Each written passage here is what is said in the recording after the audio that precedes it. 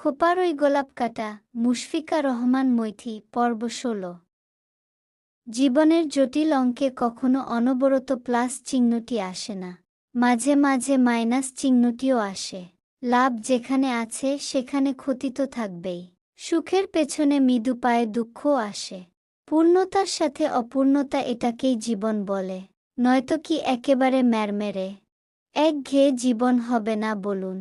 আমার জীবনেও তাই অনেকগুলো মাইনাস চিহ্ন এসেছে, তবে মাইনাসগুলো এসেছে প্লাসের পরে, তাই কাটাকাটি করে কিছু থেকে গেছে।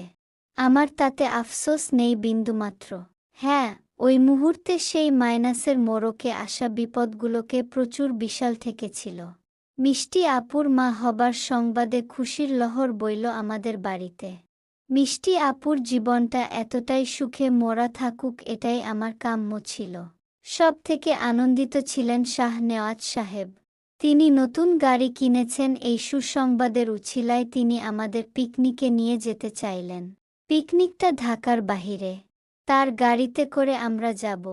সকাল সকাল বের হব আর ফিরব সন্ধ্যায়। ঘুরতে যাব শুনতেই আমার আর মিষ্টি আপুর চোখ চকচক করতে লাগল। মা অবশ্য বললেন, তোমরা ঘুরে আসো, আমি তোদের ছোট খালার বাড়ি ঘুরে আসব। অনেক দিন হয়েছে রুবির বাড়ি যাই না। এত দূরের জার্নি আমার পা সইতে পারবে না। মায়ের কথা ঠিক, বাতের ব্যথার সাথে আজকাল তার মাজাতেও ব্যথা।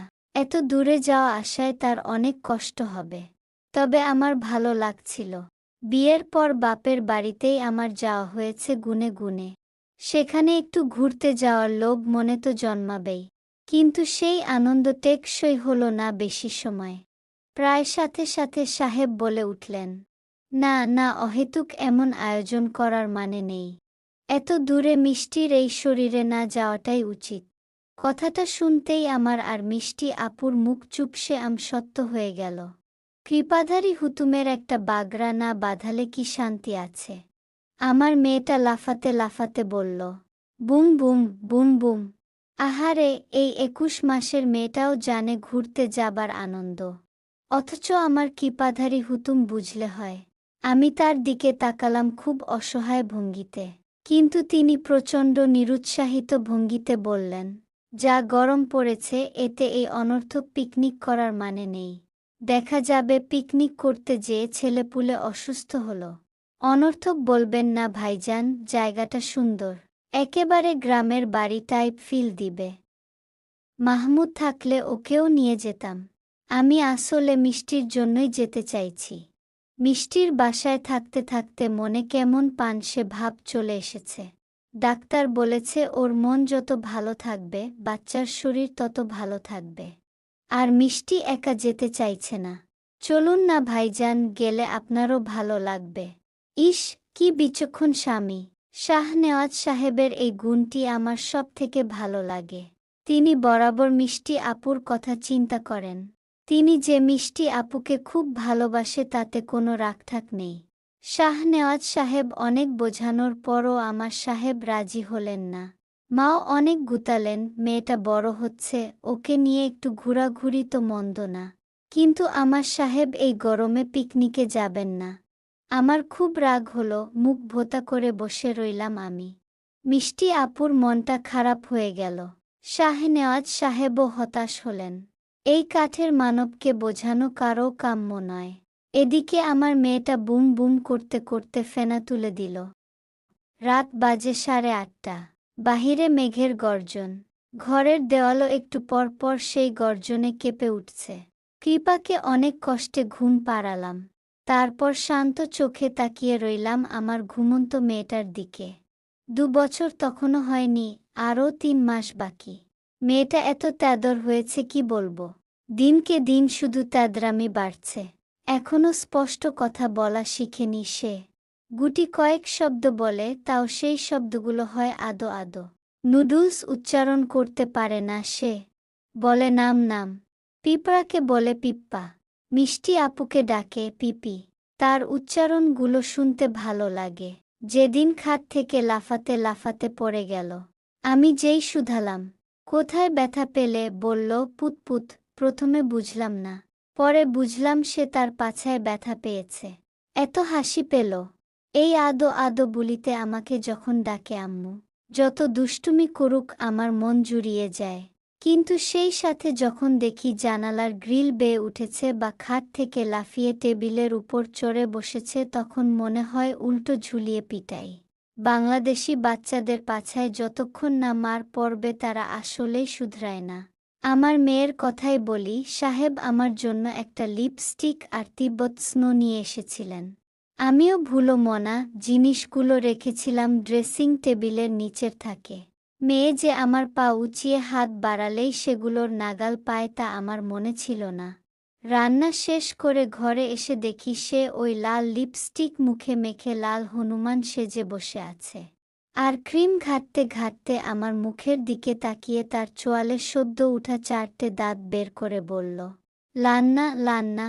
আমার ক্রিম হয়ে গেল তার রান্না। আমার খুব রাগ হলো, কিন্তু সেই রাগ গিলে নিলাম।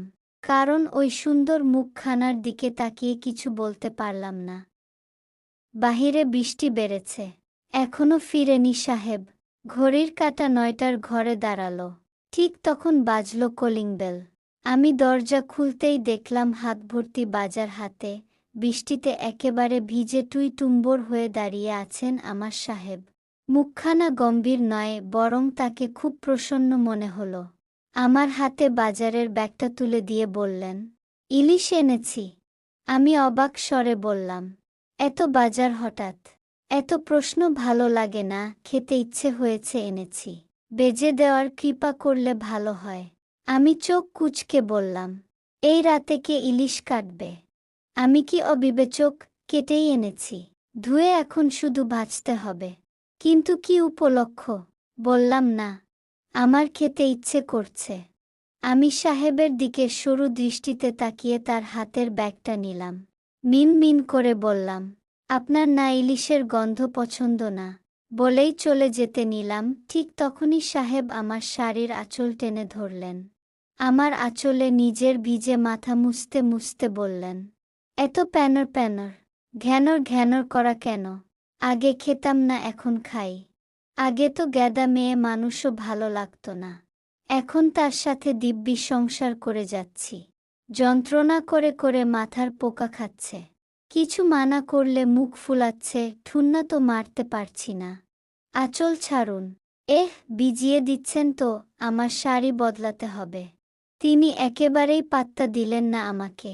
রীতিমতো আমার শাড়ির আঁচল ভিজিয়ে দিয়ে বললেন, বেশ করেছি। শাড়ি কি কম, দিনে 10 বার বদলালেও অভাব হবে না। আচ্ছা 1 মিনিট, বলেই একটা প্যাকেট বের করে আমার খালি হাতে ধরিয়ে বললেন, কৃপা করে বদলে ফেলে আমাকে ধন্য করুন। একটু মাথা কি মুছেছি, মহাভারত অশুদ্ধ করে ফেলেছি যেন। বাজারের ব্যাগ রেখে প্যাকেটটা ফাঁক করে দেখলাম একটা সবুজ রঙা শাড়ি। আমি অবাক হয়ে বললাম, আপনি এত দিলদরিয়া হলেন কেন বলুন তো? খুব করে জানি এই ইলিশ আর শাড়ি আমার জন্য এনেছেন। কাহিনী কি বলুন তো? বাবা, আমার গ্যাদা দেখছি এখন মাথাও ঘামাতে পারে। কি হয়েছে বলুন তো? সাহেব হাসলেন। এই গুমরমুখ মানুষের হাসিটা যে কি চমৎকার! তার চাহনি যতটা ভয়ঙ্কর, তার হাসি ততটাই মোহনীয়। আমার দিকে এগিয়ে বললেন, এখন থেকে আমাকে স্যার বলে সালাম ঠুকবে। কেন শুনি? আমার প্রমোশন হয়েছে। প্রমোশনের কথাটা শুনতেই আমার মনটা ভালো হয়ে গেল। সাহেব যতটা পরিশ্রম করেন এই প্রমোশনটা তার প্রাপ্য। গত বছর থেকে এই প্রমোশনটা আটকে ছিল। অফিসের বড় কর্তার শালা প্রমোশন পেল, অথচ আমার সাহেবের প্রমোশন আটকে গেল। সকালবেলা এই জন্যই হয়তো মেজাজ খড়খড়ে ছিল। আমি সেই সুযোগে বললাম, তাহলে শাহনেওয়াজ সাহেবকে বলি আমাদের পিকনিকটা শুক্রবার হোক। সাহেব আমার গাল টেনে বলল, বুদ্ধি দিন দিন পাকছে দেখি পেয়ারার। যেই দেখল আমার মন ভালো অমনি আবদার। চলুন না। বিয়ের পর কি আমি আবদার করেছি? আগে আমার ইলিশ মাছ ভেজে খাওয়ানো হোক। আমি অমনি ফড়িং এর মতো লাফাতে লাফাতে ইলিশ মাছ ভাজতে গেলাম। অবশেষে সাহেবের মন গলল, তিনি সম্মতি দিলেন। শুক্রবার দিনটায় আমরা গেলাম গাজীপুরের ওই জায়গায়। জায়গাটা আসলে একটা রিসোর্ট। রিসোর্টটা শাহনেওয়াজ সাহেবের বন্ধুর। রিসর্ট হলেও জায়গাটা বানানো হয়েছে গ্রামের মতো করে। দোচালা ৩-৪টে ঘর, গাছে ঘেরা সেই ঘরগুলো। এত গাছ, এত মনোরম একটা পরিবেশ যে সেখানে গেলে ফিরতে ইচ্ছে করে না।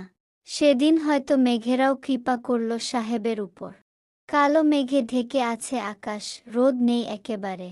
একটু পর পর ঠান্ডা বাতাস ছুটছে। সেই পরিবেশে পিকনিক করার মজাই আলাদা। ঘন ঘন পাখির ডাক শুনছি। পাখির ডাক তো শহরের ইটপাথুরে ঘরে শুনতে পাওয়াই যায় না। পুকুর আছে বিশাল, তাও ঘাটলা করা পুকুর। আমাদের খাবার দাবারের ব্যবস্থা করা হলো ওখানেই। মেয়ে আমার ছাড়া পেয়ে দৌড় লাগালো। সাহেব তার পেছনে ছুটলেন। বদ্ধ ঘরে থাকতে থাকতে আমার কৃপাটাও হয়তো হাঁপিয়ে গেছে। তাই খোলা এই পরিবেশে এসে সে মুক্ত বিহঙ্গিনীর মতো ছুটছে। শাহনেওয়াজ সাহেব বড্ড সতর্ক। তার স্ত্রীকে তিনি এক মুহূর্ত কাছছাড়া করলেন না। আমি সাহেবকে খোঁচা দিয়ে বললাম, শিখুন শিখুন, আপনার ছোট অথচ কি দায়িত্বজ্ঞান।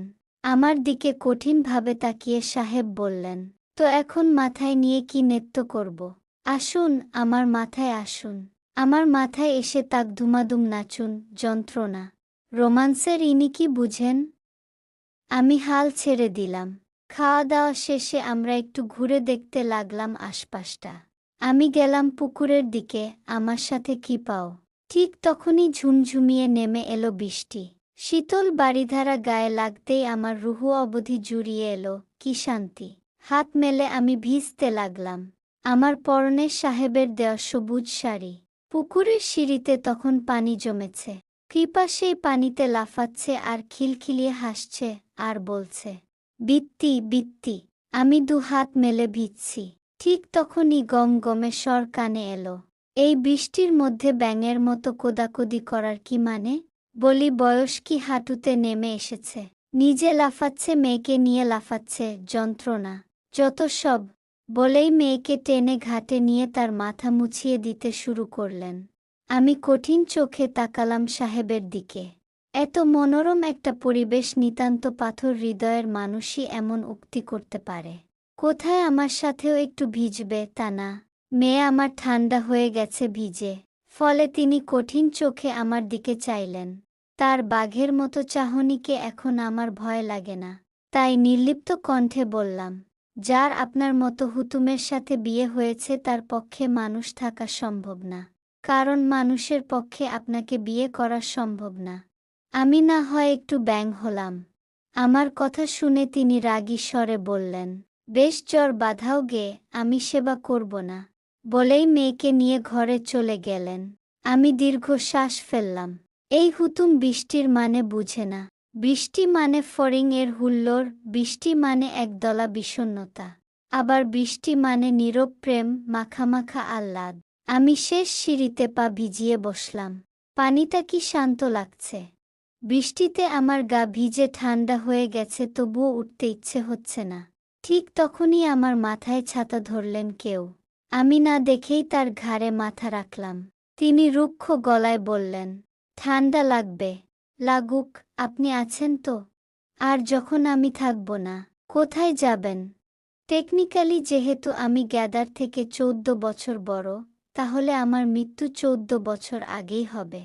14 বছর আমি ছাড়া থাকতে হবে। কথাটা শুনতেই আমার বুকে কামড় লাগল। তার কাঁধ থেকে মাথা তুলে ভেজা চোখে তাকালাম।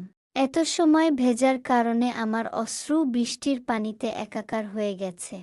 আমি তার দিকে চাইতেই সাহেব বললেন, কি? খবরদার এই কথা বলবেন না। না বললে কি আমি মরব না? সবাই কি পৃথিবীতে সবসময় থাকে? তার কথাগুলো আমার কানে গলিত লোহার মতো লাগছিল। আমার বুকটা ভার হয়ে গিয়েছিল। আমি উঠে দাঁড়াতেই তিনি আমার হাত টেনে ধরলেন, বললেন, কি গ্যাদার, রাগ হলো নাকি? আমার গলা ধরে এসেছে। কথা বলতে ইচ্ছে হলো না। সাহেব উঠে দাঁড়ালেন। আমার দিকে ঝুঁকে আমার ঠোঁটে একটা গভীর চুমু আঁকলেন। তার চোখে এক অদ্ভুত মাদকতা দেখলাম। তিনি আমার চোখ মুছিয়ে দিতে দিতে বললেন, গ্যাদাকে এখন বড় হতে হবে, যেন 14 বছর আমি ছাড়া থাকতে পারা যায়। তাই এই পাগলামিগুলো করা যাবে না। আমি এবার শব্দ করে কেঁদে উঠলাম। নাক টানছি ক্রমাগত। সাহেব আমার গালে চুমু খেলেন, কপালে চুমু খেলেন।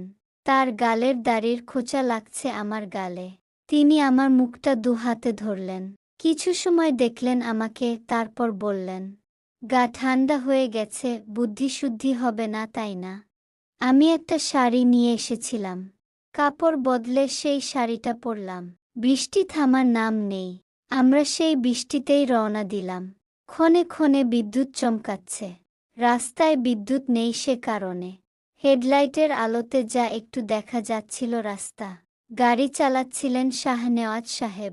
সামনে সাহেব বসা, পেছনে আমি, মিষ্টি আপু আর কৃপা। গাড়ি চলছিল খুব সাবধানে কারণ রাস্তা খারাপ। হঠাৎ একটা প্রাইভেট কার ওভারটেক করে শো করে চলে গেল। প্রাইভেট কারটা আমাদের পাশ কেটে বেরিয়ে গেল এমনভাবে যেন এই ঝড় বৃষ্টির রাতটা তার ব্যক্তিগত। কাদা ছিটকে এসে উইন্ডশিল্ডে পড়ল ছপাত করে। শাহনেওয়াজ সাহেব বিরক্ত হয়ে একবার শুধু বললেন, পাগল নাকি? সাহেব তাকে বললেন, সাবধানে চালান। তারপর শাহনেওয়াজ সাহেব আবার দুই হাতে স্টিয়ারিং শক্ত করে ধরলেন। বৃষ্টি তখন আরও তীব্র বেগ নিয়েছে। ওয়াইপার দুটো পাগলের মতো দুলছে, তবু কাচের উপারে পৃথিবীটা ঝাপসা। মাঝে মাঝে বিদ্যুতের চমকে কয়েক সেকেন্ডের জন্য রাস্তা দেখা যাচ্ছে। হেডলাইটের আলোর পক্ষে সম্ভব হলো না এই তীব্র বর্ষণে আমাদের পথ দেখানো। রাস্তাটা আরও গিলে খাচ্ছিল অন্ধকার। আমি ঠিক তখনই খেয়াল করলাম, সামনে যেই প্রাইভেট কারটা গেল সেটার ব্রেক লাইট হঠাৎ জ্বলে উঠেছে। কয়েক সেকেন্ডের মধ্যেই সবকিছু ঘটে গেল একসাথে। গাড়িটার পেছন দিক আচমকা স্লিপ করল। ভেজা রাস্তায় চাকা নিয়ন্ত্রণ হারিয়ে এঁকেবেঁকে ঘুরে গেল। মনে হলো কেউ যেন খেলনার গাড়িকে আঙুল দিয়ে ঠেলে দিয়েছে। আস্তাগফিরুল্লাহ বলেই মিষ্টি আপু চিৎকার করে উঠলেন। শাহনেওয়াজ সাহেব সঙ্গে সঙ্গে ব্রেক চাপলেন। চাকার ঘর্ষণে একটা বিকট শব্দ উঠল, কিন্তু আমাদের গাড়িটাও স্লিপ করল। বুকের ভেতরটা হঠাৎ শূন্য হয়ে গেল। সামনের প্রাইভেট কারটা তখন রাস্তার পাশে থাকা একটা বৈদ্যুতিক খুঁটিতে সজোরে ধাক্কা খেল। শব্দটা এত জোরে হলো, মনে হলো বজ্রপাত মাটিতে নেমে এসেছে।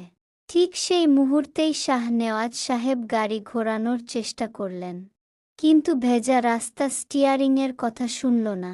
গাড়ির পেছন দিকটা কাদায় পিছলে গিয়ে রাস্তার ধারে অর্ধেক নেমে গেল। কৃপা আমার গলা ধরে ভয়ে কাঁদতে লাগল। সাহেব যেন কিছু একটা আঁচ পেলেন। তিনি পেছন দিকে ঝুঁকে এলেন। তারপর আরেকটা ধাক্কা খেল আমাদের গাড়িটা। আমার মাথা সজোরে গিয়ে লাগল সামনের সিটে। কাঁচ ভাঙার শব্দ কানে এলো। এরপর পেলাম ধোঁয়ার গন্ধ, কানের ভেতর এক অদ্ভুত ভো ভো আওয়াজ হচ্ছে। কয়েক সেকেন্ডের জন্য মনে হলো পৃথিবী থেমে গেল। শুধু বাইরে তীব্র বৃষ্টি পড়ছিল, অথচ আমাদের গাড়িতে নেমে এসেছে নীরবতা। চলবে।